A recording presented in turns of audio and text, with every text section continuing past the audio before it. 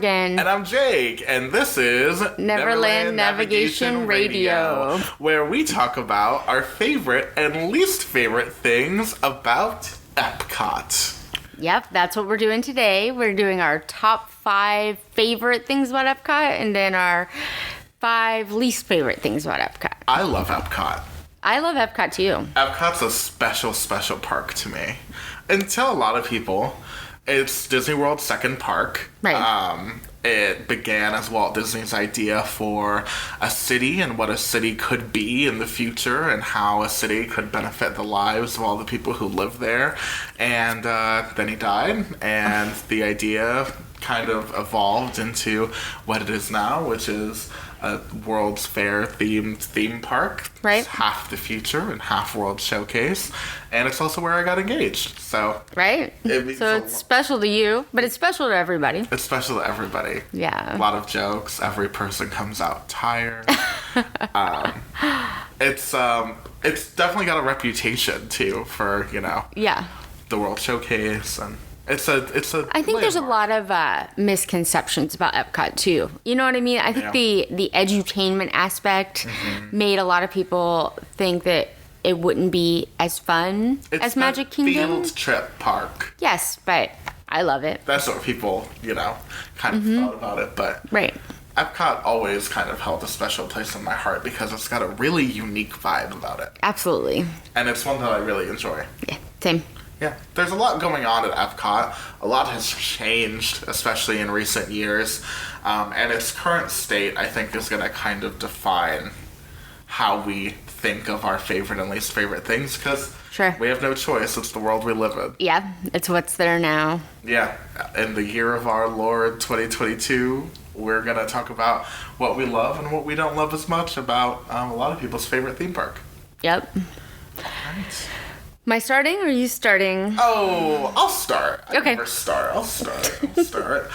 We're going to start with one that breaks my Epcot-loving heart. Okay. We're going to start with my bottom, my number 5 at the bottom. It's really sad, actually. It's Journey into Imagination. That's on my bottom. That's number 2. Whoa, that bad? Yeah, because it's also a missed opportunity. It's so disappointing. I know what it could be. That's why it makes my list. There's a lot of rides that aren't mind-blowing at Epcot, Sure. but this one really makes my list because of what it once was. Right. When Journey into Imagination opened in the park, it was like a mind-blowingly amazing experience from all accounts that I've heard. Same. And to see what it is now is really disheartening. The concept of the original attraction was that Figment and Dreamfinder, who was one of the original kind of icons of Epcot as it opened, was to take the rider through all of the ways that the imagination of every person can manifest itself in common life and all of the amazing things that your imagination can do. And it did it with a lot of style and with a lot of animatronics and with a lot of really interesting, well-designed show scenes, including like rotating rooms and like a really interesting special ride Absolutely. track. And gave us Figment, which Right. was just a brand new character just for that ride, just for that park. Right, because originally when they opened Epcot, the idea was that Mickey, Minnie, like all of the faces Weren't allowed. were not allowed, and that Epcot was going to be a whole new brand for Disney in terms of what you experience in the park. Yeah. It did not take very long for that to fade away. Of course. But it did leave room for the birth of Figment as this, like, icon of not only what it means to capture the spirit of imagination, but for the optimism that was the brand of Epcot. Yeah, Figment is the icon of Epcot. Yeah, especially, I mean, now he's all over everything, everywhere. I feel like as time has gone on, his lore has only Strengthened, increased, yeah. Which is kind of funny because his presence in the park's attraction has left something to be desired as the iterations have gone on. Yeah. So Journey Journey into Imagination, as it currently stands, is number 5 on my list. And a lot of people just won't go to it. It's just not, there's not generally a line for it. It's only open until, 5 usually, I think? Right. It's one of those weird Epcot pavilions that has, it's got its own operating hours, and it closes earlier than the other things in the park, which... It has to be due to popularity, I would think, right? Right. Such kind of a bummer. The original Journey into Imagination opened in 1983 and closed in 1998. And then it briefly lived as something called Journey into Your Imagination. Right. Which still had Figment in a decreased... in a smaller kind of role, and that was the worst review. But not Dreamfinder, right? Dreamfinder was gone. That was a train wreck. Absolute train wreck. Everyone was absolutely... What years did you say that was? That began in 1999, and then it was shuttered in 2001. I don't remember it, although...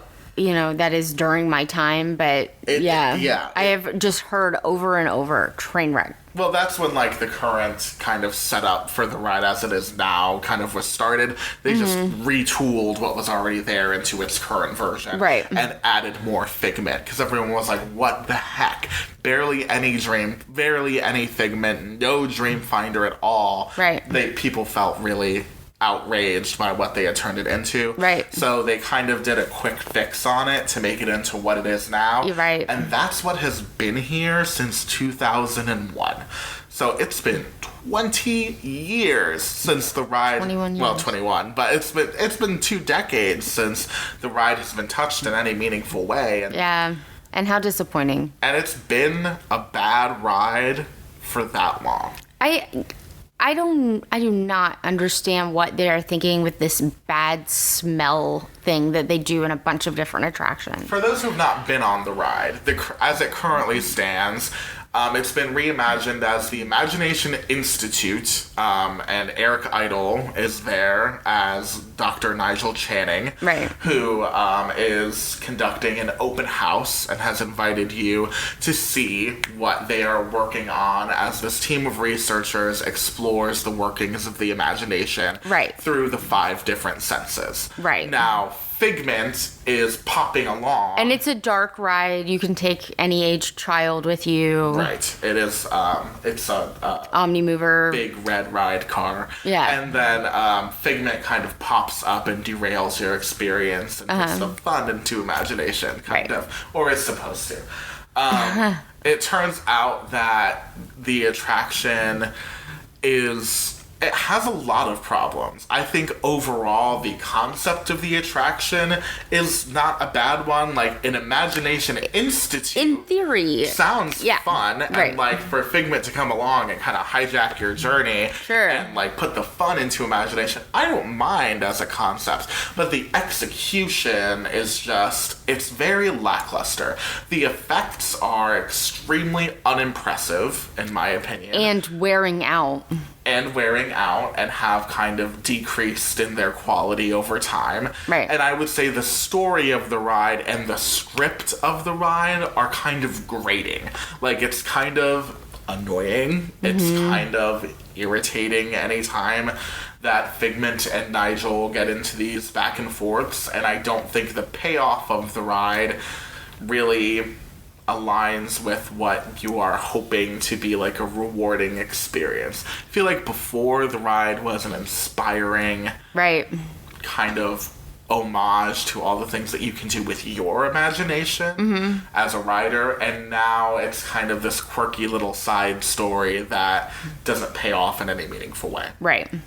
So when you get to the smell sense, I think that's where you were going with that, right? Yeah. To explain what I meant by the smells. Yeah. Or no. Yeah, you can describe. Well, it's just there are, what is it, just 2 now that have bad smells, 2 rides in Disney, because it's Bug's Life. Mm-hmm. There was Stitch had a bad smell, Yeah. right? He like breathed into your... Gross. Yeah, it was gross. Yeah, I don't know why they do that. So when you get to you go through all of the different senses and you get to smell, and then it's like, what smell are you going to get? And it could be a flower smell or something, but it always lands on skunk. Yeah, so you get that skunk spray smell. Yeah, why? Yeah, not fun. Why? Who enjoys that? Right. So I think there are some Disney attractions that clearly are good for little kids, but also we love them, everybody loves them. And this one seems like it was made for little kids and then nobody else likes it. You know what I mean? And maybe that's what they were thinking. And the weird thing is that in a nostalgic way, because unfortunately this is the version of the ride I really grew up with, I have a nostalgic which is why we go on it.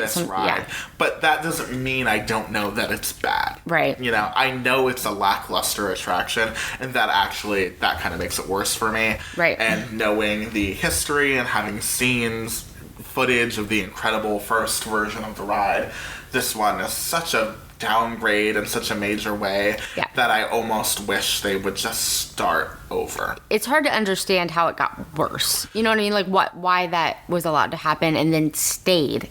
And when Inside Out came out, there was a lot of rumor going around that this would be replaced with an Inside Out dark ride kind of attraction that never materialized into anything real.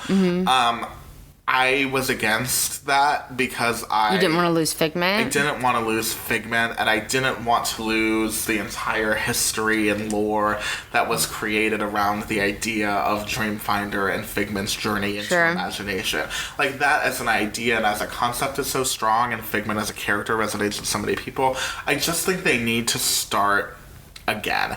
I think they need to look at what they can do with projection technology, what they can do with all of the new ways that animatronics and automated systems have improved the experience of what a dark ride can be, and I think they need to go back to the drawing board and start again. Yeah.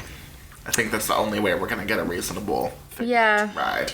Yeah, it's unfortunate, but yeah. What's your number 5? Do you want to do all of our bottom least favorite? Ooh. And that way we're ending on a happy note? Yeah, that sounds good. My bottom 5, so this is kind of weird, and this might just be, I mean, I don't know. It depends on if you've had this experience.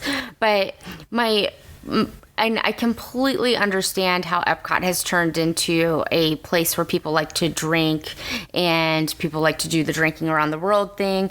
But the amount of just drunken debauchery that you run into sometimes in Epcot and the World Showcase really is upsetting to me. So that made the bottom of my list. It's unfortunate. It is. And I'm not talking about, people that are going there to drink or even get a little drunk. I'm talking about like the craziness sometimes.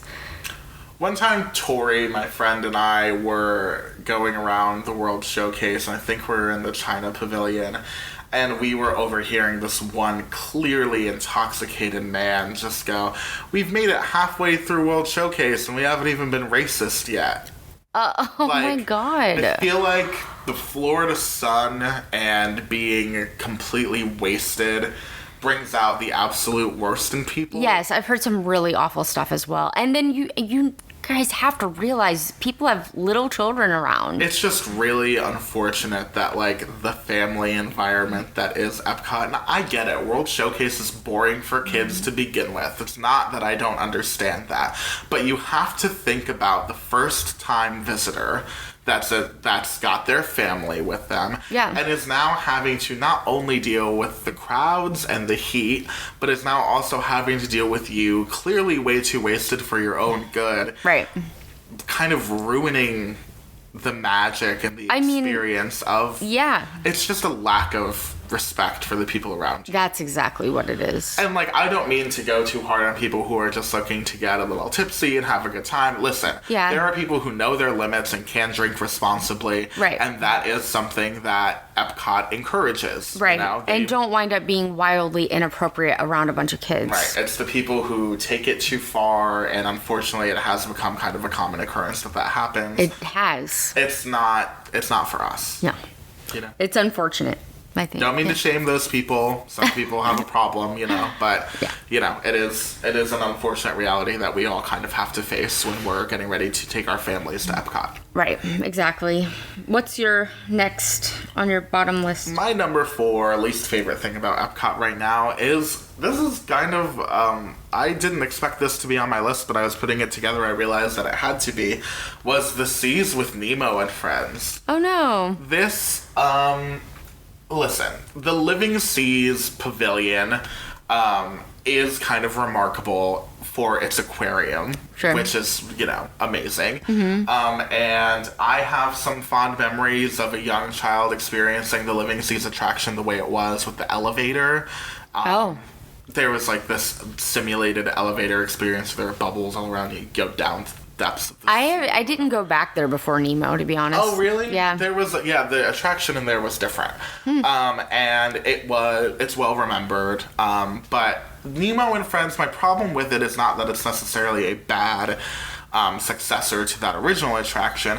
It's just that I think it a little bit commits that theme park crime of being a little boring. It certainly has gotten to the point where they need to do some updating and they're choosing not to, which is unfortunate. Yeah, it barely ever has a line. And don't get me wrong, I understand that theme parks need those attractions to kind of siphon off some of the crowds into some, more tame experiences so that you don't end up with 5-hour waits at things. Hello, Hollywood Studios, which has no small rides almost. So all of the big rides always end up being 2 hours wait time, which is its own problem. So I'm not saying that they need to do anything grand and miraculous, like Spaceship Earth, with it, but I am saying that the attraction does feel a little thrown together. It has aged in a way that makes it's one and done for me. I don't ever need to do it again. Oh, really? I like Nemo. I wouldn't be sad to miss it. Yeah. The only thing I love about it is the end scene, where you're looking into the aquarium and they've got the fish projected into it, and that I think is cool. Sure. Even though the script for that still isn't necessarily like a memorable thing. I just feel like I love Nemo the movie and I love the aquarium experience, but they don't go together in a satisfying way in their current form right now in that ride. Okay.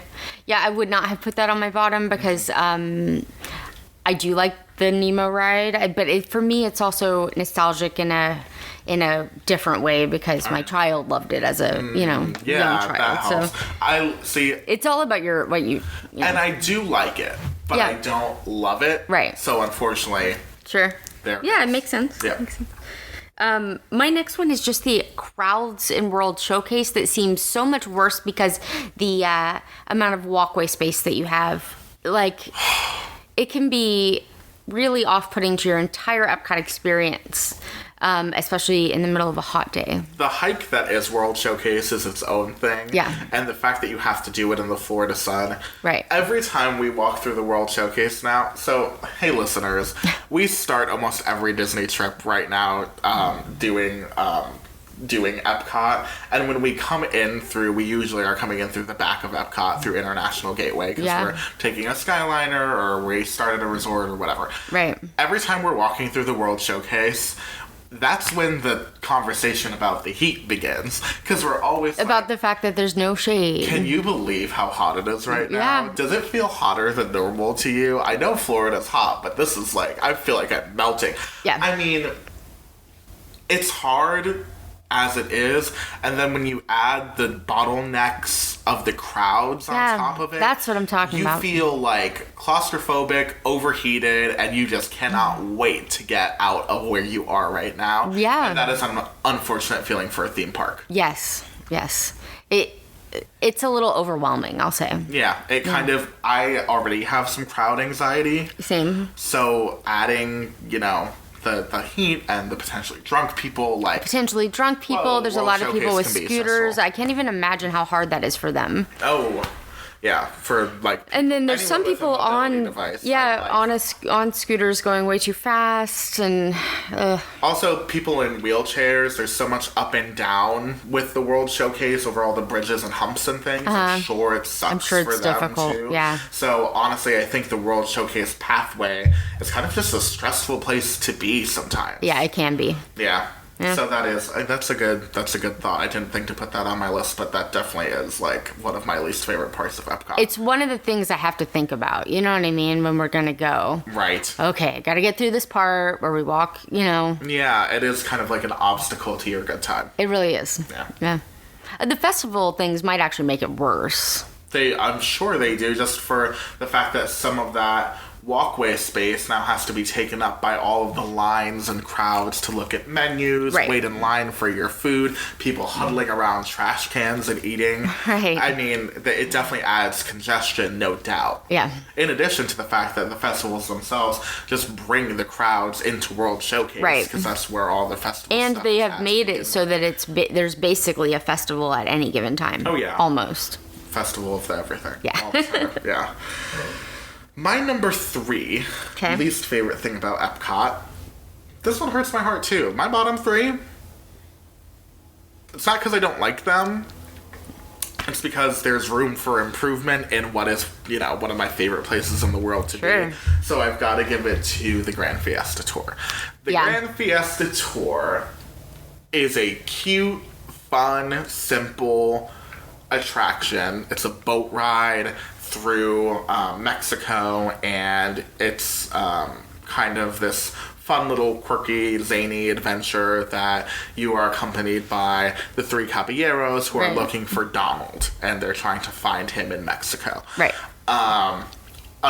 That sounds fun. It sounds fun. Unfortunately, it is just screens and Right. simple sets. Yes. All the way until the end of the attraction. Now, the end of the attraction, I really enjoy. Mm-hmm. You're going through Mexico, and it's a little like Pirates of the Caribbean feeling. It's a small world feeling with like the physical like town of Mexico that I enjoy a lot. And then and then they've got all the fireworks Yeah. on the ceiling, and you see the three caballeros and Donald.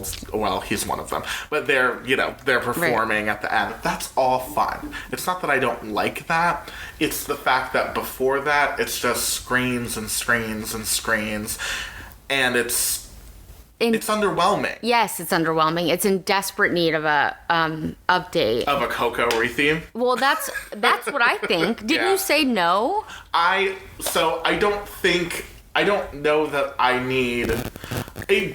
It's not that I don't think that Coco would go well in that space. It's just that I don't know that pavilion can handle. That's what you said. A Coco line. And this is something so interesting to think about because I never thought about it until you said it. Because in my opinion, if they changed that ride to be Coco themed, it would be amazing. Mm-hmm. Absolutely. You there's so much potential for a really great ride there. But he's completely right. Like in Frozen, there's always a hour and a half line, and they've got a lot of line space in that building, but there's like no line space in the Mexico pavilion. It's a teeny tiny line, and I honestly think if they were to do a Coco line, or a Coco ride in there, they would take out all of the booths in the floor area of the Mexico pavilion and make it one huge Or switchback. something. They'd have to do something. If Something they, drastic. yes, like if they did construction where they like cut out and added to the line was kind of behind the pyramid, maybe they could figure something out that way. And I still think it'd be a good idea. Yeah. But it would be, like you said, drastic. This isn't like... This is not like Maelstrom. Well, I mean, I guess with Maelstrom to Frozen, there was a lot that happened there. On the inside of the ride. Yes. But like... And in the line too, they did make changes, but like to change it from a Norwegian village to Arendelle, That wasn't that much. it wasn't that crazy. But Right. they would have to reconfigure the entire Mexico. Yes, they pavilion would have for to this knock work. out a wall or close a bunch of shops, And that doesn't mean potentially I don't build think- another building. That I don't mean they should do it. I Right. think that they should do it. I just don't think with budgets the way they are right now, I just don't think that it's going to get approved. But I do think that the best case scenario for for that ride would be to make it Coco, because it is relevant to modern audiences in a way that unfortunately the Three Caballeros is not. Right. I love the Three Caballeros, but it's just doesn't hit as hard as Coco does right now. Right. And I think the layout of the ride actually really suits the zany adventure through the land of the dead that happens in the Coco movie. Like, it is a natural fit. You know what I mean? The thing with the Three Caballeros ride is that's not even what it was for the longest time. And Rio de Tiempo. Yes. And when they added them, that was like just throwing in a few different spots these characters. So it's not like if they changed it to Coco, in my opinion, it's not like taking out a Three Caballero. I'm not sure I'm saying that right. Caballero, you know what I mean? Yeah. Ride, and then putting in Coco and because they're hardly, I mean, I get that they're the star of it now, but it's like, here's this scene that was in this ride, and now I added Donald. Right. It's like, here's this other scene that was in this ride, and now I added. It's like window clings on a window. That's what it's They're like. Just sticking it on. Because in all of them, except for the last scene, it's just them adding a projection or whatever. Yeah, a screen. And then in the last scene, they do have animatronics. Right. Which those animatronics... They were taken from a show in Disneyland. That's what I thought they you had just said. had some animatronics laying around. So it's not like they were even created for this. Right. It's not an illustrious history for the attraction. Yeah. You know, it's not going to break my heart. That's exactly what I'm saying. In the way that Figment did, you know? In the way that improvement was like a disaster. Right. If they changed it to Coco, even if the Coco ride were bad, I wouldn't be like, oh no. Yeah, you took away this great thing. Fiesta Tour, my favorite, you know? Right. Are there people who love the Grand Fiesta Tour? There are people that love everything. I'm sure there are, but like, listen. But it can't be that many because the line is never long. You're right. And I guess good, because that pavilion can't hold the long line. Yeah, right. Turns out. Yeah. So yeah, that one, it is sad because I actually do enjoy that ride. Yeah. But, like, I think it could be better. See, I enjoy that ride way less than Nemo. Like, considerably. Really? Yeah. What is it for you? It's just the laziness of the screen? Yes. Yeah. Yeah, and to me, I was never, like, hooked on those characters. They're not nostalgic for me as much as Nemo. Nemo was, like, the first big Pixar movie for me. Yeah. Yeah. And I mean, they're... Nemo in an aquarium ride, like, it makes a lot of sense. You know? Yeah, right. So I would love it. I would love it if they would change it to Coco. And it's different than like taking out Snow White and replacing it with a character. A character meet and greet? Yes. Oh my god. Yeah. But I wish they would. I wish they would leave that part where the boat is going through where the restaurant is. Oh gosh, because I hope that never changes. Yeah, because that's magical. And it's cool for everybody. Yeah, the people in the restaurant, the people on the boat, the people walking by. Yes, you know? It's cool for everybody, and that scene there is gorgeous too. It's like when they walled off the Maelstrom boat that went over the waterfall thing. Like that to me, I don't think I was sad that they took that away, so I think it would be the same thing if they, for whatever reason. I don't think that they would. I hope not. I hope not too.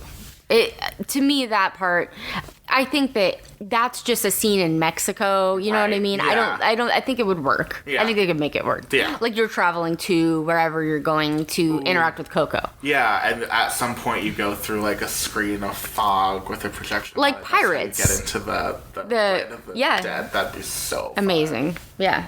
Love that.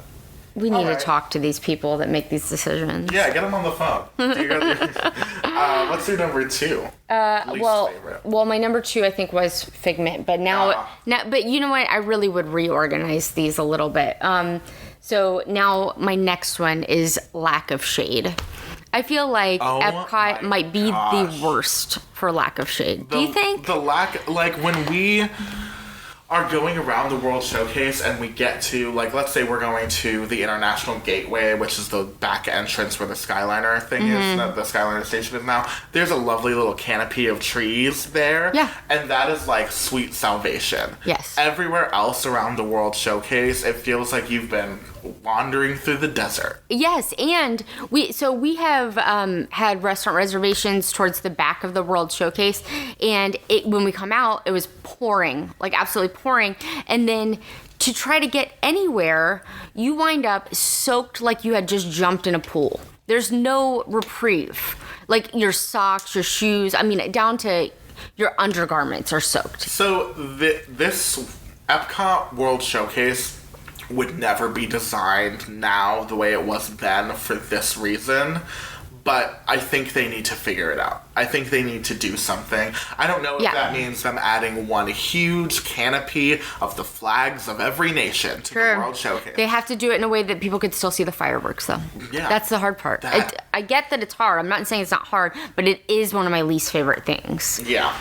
And it's really, it's really unfortunate because it really... If you're in if it's super hot or if it's super storming, which happens every day, both of those things happen every day, then you're in a difficult position there. Right. Yeah, the lack of, I think lack of shade is a problem at Disney parks in general. For sure. In Florida. I just feel like EPCOT, to me, EPCOT always seems the worst. Yeah, it's bad. It's bad. Would you say Animal Kingdom's the worst? In Future World, it's not as bad. Yes, you're right. But in World Showcase, it's like it's World Showcase is you're trapped. It feels Kingdom. Like My problem with Animal Kingdom is that it's everywhere. That there's like no shade. But like in Epcot, at least half of it is shade. You know what I mean? Yeah. Okay. Okay. Yeah. I'm like walking through it now, but yeah. Oh yeah. Well, think about like Africa. Think about Asia in Epcot, or in Animal Kingdom, like no shade anywhere. Right. There is shade in the very beginning. It doesn't seem like there's more trees there though. In Animal Kingdom areas, it doesn't seem like there's more. It does seem like there's more trees. There are more trees. Well. Yeah, okay, well, it doesn't matter. They're both bad. Oh, you mean there are more trees, so you would think there's more shade? Yes. But it's for some reason not. It doesn't feel like that. Yeah, okay. Also, I hear that, like, the trees emitting their humidity. I have read that recently, too. Yeah. Or trapping humidity. Right, the rainforest effect. Yeah, it does. I certainly feel hotter there. All right, my number 2. Oh, wait. So you just did, so I should do my number 2. Yeah, I only have one left. Okay, my number 2, it is unfortunate, is Mission Space, and it is one half of my resentment toward Mission Space is because I cannot ride it, because it is one of the only rides at Disney World that makes me so physically sick I need to sit down. And I've done it multiple times, and it's hit me that way every single time. And the other half of it is that it is not an acceptable, in my opinion, replacement for Horizons, which is one of the most beloved Disney World attractions of all time. It's been gone forever, and people still talk about it like it's, incredible. I never got to experience it, but I've seen footage of it, and Morgan's got to do it, and she's, described her experiences with it to me, and I am just so sad that I missed out on it. And for it to be a ride I can't even do now, it's hard for you. It's like twisting the knife. Well, and I mean, so I like Mission Space. Yeah. I appreciate I'm glad you're here it. to represent the folks that can do it. But it is so many people that can't do it. Like I've got like a family reunion coming up in Disney in November, and I think that it will be like a third of the people that want to go on it, or that even can. And also, I think it scares people because it was one of those attractions that when it opened up, a lot of people got really... Somebody had a heart attack or something. People died after riding Mission Space. I mean, to be clear, they had pre-existing medical conditions. Right. It might have happened anyway had they not had gone on it. Exactly. But that doesn't mean that Jake's not a doctor. I am not a doctor. But all of that press with all of those headlines surrounding Mission Space, I think, plants the seed in people. It must have been really bad for them to create that secondary option for Mission Space. They had to redesign the entire... Have you gone on the other... I've done both of them. You have? I have never gone on them. It is not... So, it's funny because I don't actually feel like the green side fully addressed all of the problems that made people sick, because the green side still, to me, is kind of nauseating. And it is way less harsh than the or inside. But There's no spinning, right? But even then... Is that what... Right. But even then, being locked in a cabin and being forced to stare at a screen with motion around you, it is anxiety inducing for me as someone who struggles with anxiety. But not only that, but sometimes you're seated with strangers, so you've got this other level of awareness that, oh my god, I'm about to freak out in here, and I'm gonna make the person next to me so deeply concerned and uncomfortable if I do.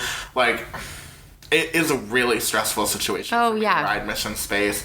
Right. So it sucks. So don't do it. Yeah. I don't. Yeah. I never do, and it sucks that there's something at Epcot that's not for me. Right. You know, they didn't design it or they did, and it just, the mechanics of it just ended up excluding a lot of people. I hate when there's stuff at Disney that excludes people, because Walt's whole vision for the park was sitting at a carousel with his grandchildren and thinking, I wish there was something that people could go and do that was fun for the kids and fun for the adults and fun for everyone who walked through the gates. Right. Mission Space doesn't fulfill that goal. Yes, but to be fair, for a lot of the thrill rides, like roller coasters, like kids can't go on that, or anybody that just has a fear of anything, you know what I mean? Right, and they can't make everything. And I think that is a little bit of a bummer too. I mean, don't get me wrong. There are some things that I think it's okay to have some variety in terms of, like, Dumbo is more for kids, Rock and Roller Coaster is more for adults. Right. You know, there's got to be balance in the world too. Yeah. But I don't think there should be anything where if you are someone who is super prone, or if you're someone who is prone to motion sickness at all, Mission Space is not going to be for you. Right. That eliminates that categorically detracts a group of people from the pool of humans who can ride the ride. Yeah. Bummer, you know? That shouldn't really be a thing, you know? Yeah. That's a little bit of a... And I understand what you're saying, that, like... Well, I just think a lot of things that would be taken out if you were like, oh, we just can't have any rides that eliminate people that can't deal with motion sickness. And the first thing I think is... I just never want, like, Guardians taken away. Oh, well, yeah, sure. But if they had said that, if they were like, we want to make sure everybody can ride this, well, there's nothing everybody can ride. Right. That is absolutely true. But you know what I mean? I don't know. It's hard. But I think, honestly, with Mission Space, it's the percentage of people. Yes. Because you were just saying it's a third of your people in your group that would be even willing to step foot in the attraction. Yeah. That shouldn't be a thing, yes, you know? Yes, it is definitely a higher percentage. Right, that's my real problem. Yeah, and I think that's why I don't think they knew that going into it, which is why I think they wound up going back and making the green side less intense side. But, I mean, I haven't experienced that because I enjoy the orange side. Right. For me, for my immediate family, we liked that it's that it's immersive and kind of gives you that feeling that you wouldn't be able to feel otherwise, and that they actually worked with NASA to create that feeling. Yeah. That was a really cool story. That is a cool Imagineering story. Yeah. Yeah, that actually, I think that's kind of an inspiring, and I like that they wanted to continue the legacy of this attraction. It's about, you know, to some degree, I would say Horizons was somewhat about space, you know? A third. A strong space element to it. It was one of the choices. I like that they kind of decided that they were going to build on that. I just think that in the end, it ended up, you know, only, you know. Do you think they created the Space 220 restaurant to try to give those that cannot experience Mission Space that an opportunity to experience the space element over there? I do think that is part of it. That's nice, I guess. Yeah, I mean, not that they're hurting because of that decision, but... Right, I do think that kind of might have been on their minds when they were deciding what to do with restaurants in Epcot. Yeah, although some people can't deal with screens at all. My sister-in-law said she might not even be able to go in that restaurant because of the screens being everywhere, and I think that you've got a feeling of moving. Although this is one that is so popular right now that I haven't been able to get a reservation for us yet. I have motion sickness to some degree. Like, for example, even the visual effect of the windows in the queue of Spaceship Earth make me sick if I look at them for too long. Say that again? They're like, so when you're going through the Spaceship Earth line and you're, the Space Mountain line. Oh, okay. And you're in I get it now. part. Yep. Yeah, sorry. No, I just couldn't picture what you were talking about, and now I get it, because you're talking about Space Mountain. Yeah, okay. Space Mountain, that queue makes me sick, and, but I can deal with it. Right. Guardians of the Galaxy makes me a little sick, but I can deal with it. Expedition Everest makes me a little sick, and I can deal with it. Mission Space makes me so sick that I need to sit down for like 15 minutes just to like deal. I mean, that's wild. Sorry, we've been talking about this for so long. Well, it's because we're on two different sides of the coin on this one, I think. Yeah. But I completely understand what you're saying. Like, my mom that can do any roller coaster loves roller coasters. Like, the thrill seeker of our family won't do Mission Space anymore because she felt like she could feel pressing on her heart. You know what I mean? Whoa, yeah. So it's like, and it's such an individual thing. It is. But you're right. I see what you're saying in that, like, you want everybody to be able to go on everything, but I do appreciate that it's there on the other side of it. So it's hard.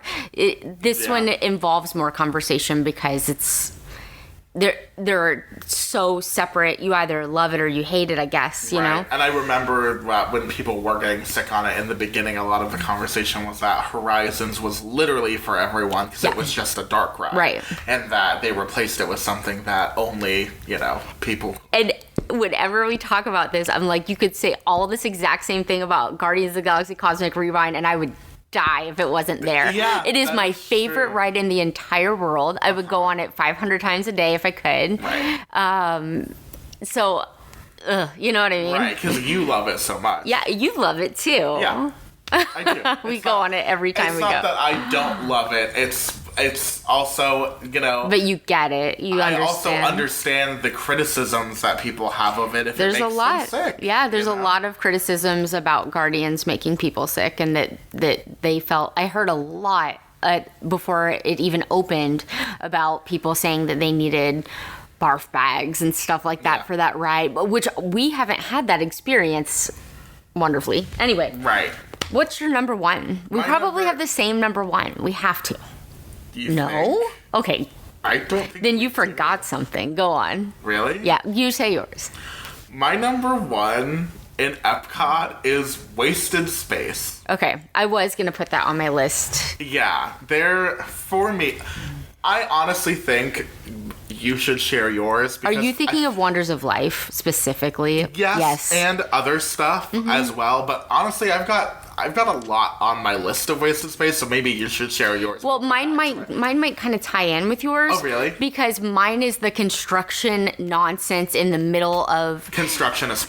folded basically, into mine. yes. Yeah, I think we're actually kind of thinking of we the are same talking thing, about the same thing. But I wanted to broaden what I called it because there's a lot about Epcot beyond the construction that kind of falls into that. Sure. I would honestly say it's this current state of transition that Epcot is in is kind of rough for us guests to be experiencing. It is an eyesore. Oh, it's not for when you're on the monorail. Yeah. It looks like a freaking bomb. I know. In the middle of Epcot. For that specific part, which is we're talking about right behind Spaceship Earth, the ball, right? That is a giant construction area. The middle of the park. And you're walking by giant construction walls. Walls. Yes, walls. and it's not wasted space because it will be something. I assume it'll be something that great. That part is not wasted space. But it is such an eyesore. It is so difficult to get around. It's if hard you're to trying navigate. if you're trying to go from like Cosmic Rewind to the land, instead of cutting through, you're walking way the flip around. Yeah, it really does make it. It's just so ugly. The experience of it's been years. What was Future World and is now World Celebration is just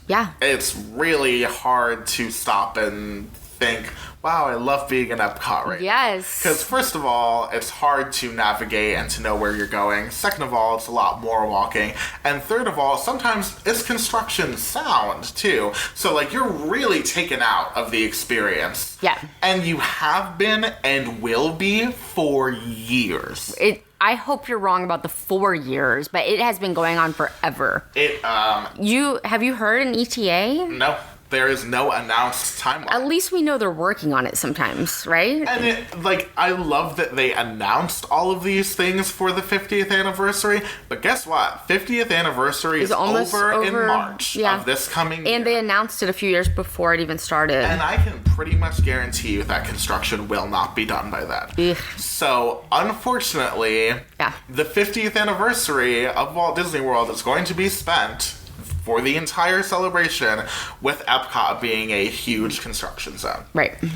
It's a bad first impression. It is a really bad first impression. Mm-hmm. I don't know that I would want to go. First of all, World Showcase is hit or miss for people with families because they can be very concerned about the fact that, and EPCOT has made strides to fix this with Frozen and Remy and that kind of thing in World Showcase, but those are the only two things that specifically appeal to children in all of the World Showcase. So families are already a little wishy-washy. Depending on the child, I think you and I were both children that appreciated some of the but anyway, I also think that with the way that you do hear about that a lot, though. And also attention span is something that is talked about, and I am not saying that all children today have a lower attention span than children that grew up around the times that we grew up, but I am saying that with social media and things, it feels only natural that there's not a lot that is constantly engaging to the young child now. I feel like even more than in the 2000s and the 90s when people were already saying there's not enough to do here for kids. Now with the way things are, it feels like it might be even worse for kids. I have heard this even recently. Even recently I heard somebody say that they weren't going to go to EPCOT because they had a small child. Right. So in my opinion, I think, but it's everybody. So with World Showcase, your like child, that, and Future World totally under construction. It's like all of EPCOT right now is a little bit of a wash for some people, which it doesn't have the ambiance that the other three parks have, where you're like immediately immersed. You're on the streets that they want you to be on, like Hollywood Studios, you're on the streets of Hollywood, and then Animal Kingdom, you're like immediately in like kind of the jungle, or you're in a country, Magic Kingdom, you're immediately. But the good news is I think it will. I think it will too. But the getting there, it's tough. Right. It's really tough to watch a park that means a lot to me feel not like itself sometimes. And the concept art that we saw that they were putting where the construction is, but a lot of it has been, I've read, is not happening. Yeah. So now I'm like, what are you doing here? Yeah. I know they're still doing the Moana thing, so that's great. The refresh of Spaceship Earth and the Dreamer's Point thing with the statue of Walt and Mickey behind. Spaceship Earth, I don't know that's still there was going to be that second level where people could watch the fireworks from. World Celebration, but that's gone, right? Like festival center thing. From what we know, that's been canceled. Right. So it's kind of hard to picture. I mean, they've released concept art of something called Communicore Hall, which was like a DJ booth and like a small festival celebration thing. And that sounds fine, but other than that, it just looks like a bunch of trees and the Journey of Water. Yeah. And I'm excited for the Journey of Water, but I'm excited for the lack of construction walls, but yeah. I hope this pays off. I hope so too. Because, whoa boy, is it hard to deal with right now. Right, and we're not really going to hope for them to do it again in 5 years because they didn't do a bunch of the stuff that they wanted to because of COVID, which you saying that is making me so sad and stressed out. If that is the case, I mean, I hadn't even considered the possibility of what if they've been doing this for all these years, like half a decade, and then it sucks. It could just be kind of regular because they've canceled so much. I put so much faith in the idea that this will all be worth it. You know what I mean? At least with Tron, which has also taken years and years and years and way longer than they planned to because of COVID and everything. At least we know what we're getting. Yeah. Well, it exists. When it's said and done and those construction walls come down, we're getting this ride.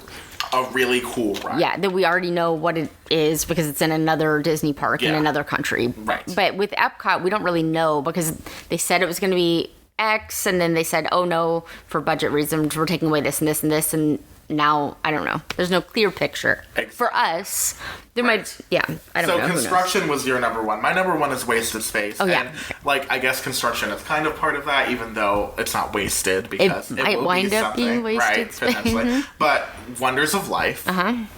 This huge pavilion that used to be full of attractions and interactive exhibits and all these things is now just sitting there vacant. There is a rumor going around right now that there will be nothing announced for it at the D23 Expo that's coming up. I hope that is not true, because I really think that if they don't announce something for it now, it's going to be dead. I mean, you've already got the building, you know? They announced that it was going to be a play pavilion, which was this kind of interactive I never really knew how I felt about that anyway. It kind of seemed like a vague idea. Or it might have been kind of like Interventions was. I think the idea was that it was going to be games and meet and greets, and I think it was a similar idea to what Interventions was. And I was kind of excited for that, because that sounded like an idea that could potentially translate into something at least interesting. Yeah. Now, the Play Pavilion was removed from the EPCOT experience while it was still standing, which was an indication that it was not planned to continue. We've heard nothing about it since, and if it's true that they don't announce anything for it, a timeline, an attraction, nothing for it at D23, I really think it's dead, and I really think they're going to let Wonders of Life continue to rot back there. Not forever, though. I don't know. I mean, how long has it been? It has been a long time. That attraction closed in the 2000s. Yeah. 2007?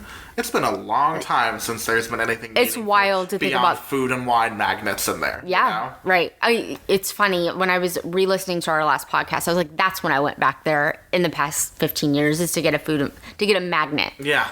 In no pass holder car and magnet. You look around and you're like, what happened? Yeah.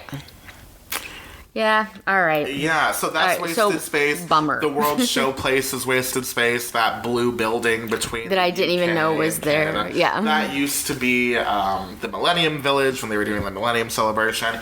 Then it turned into a flex space that they used for food and wine when they stopped using the Wonders of Life Pavilion for that kind of thing. Right. Chef demonstrations, magnets, cutting boards, all that jazz. Right. Now it's used for literally nothing except for private events. So it's really just sitting there. The African Outpost. I was just about to say, they talked about changing that to Brazil, since Africa is represented in Animal Kingdom. And I thought I had heard that a Brazilian steakhouse was a possibility, and then nothing ever happened. There's just these little pockets of Epcot where they're just not valuing the real estate in there, and that transcends this 50th anniversary transformation that we're talking about. Yeah. When that is over, those pockets of things that are not being used will still not be used. So you think, because the 50th is about to be over, that we're not going to get anything new after that for a while? I think they're about to blow a huge chunk of budget on this overhaul that they're trying to do, and I think it's going to be a good... Think about how little has come to the Magic Kingdom after New Fantasyland happened. So New Fantasyland happened in, 2013?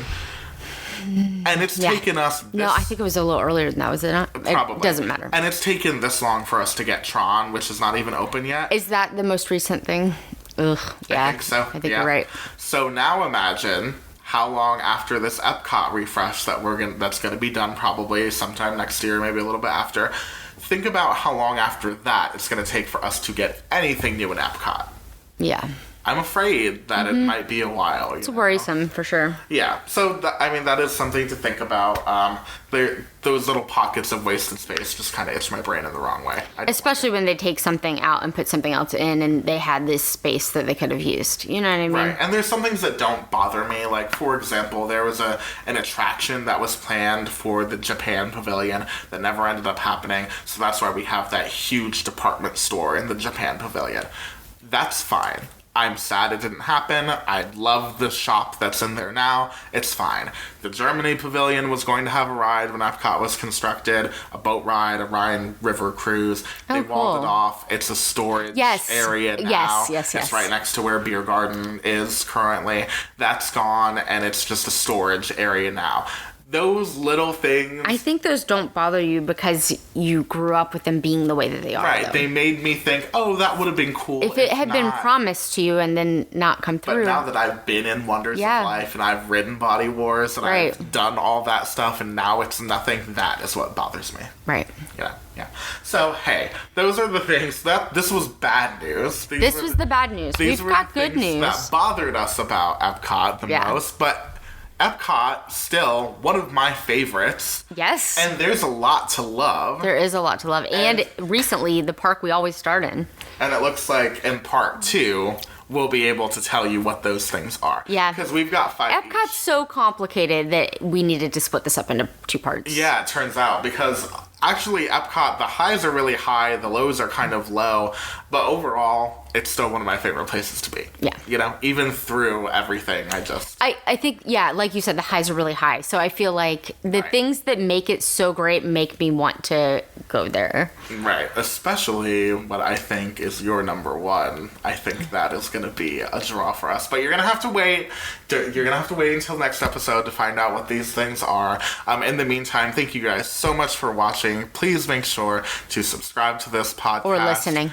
Oh, yeah. Or listening, I should say. We are filming the podcast now. So if you want to visit us on YouTube at Neverland Navigation Co., you can see our faces recording this podcast and see the passion in our faces as we talk about EPCOT. But if you're listening, thank you so much. Make sure you subscribe wherever you're listening and review our podcast. Yeah, rate and review. That helps us so much. Yeah, and you can check us out online as well. Yeah, the website is neverlandnavigation.co. Yeah, and you can follow us on TikTok or Instagram at NeverlandNavCo. And Morgan also has an Etsy store that does t-shirts that are really awesome. So you guys should check that out as well. What's that one? That's called Neverland Navigation on Etsy. Yeah. So I do a lot of Disney-inspired t-shirts that are super soft and comfortable to wear to the parks. They're my favorites. We try to wear them most of the time in our stuff. Yeah. And if you guys would like to let us know what your favorites or least favorite things are about EPCOT, we would love to know as well. Yeah. Because, we're pretty passionate about EPCOT, and I love getting into back and forth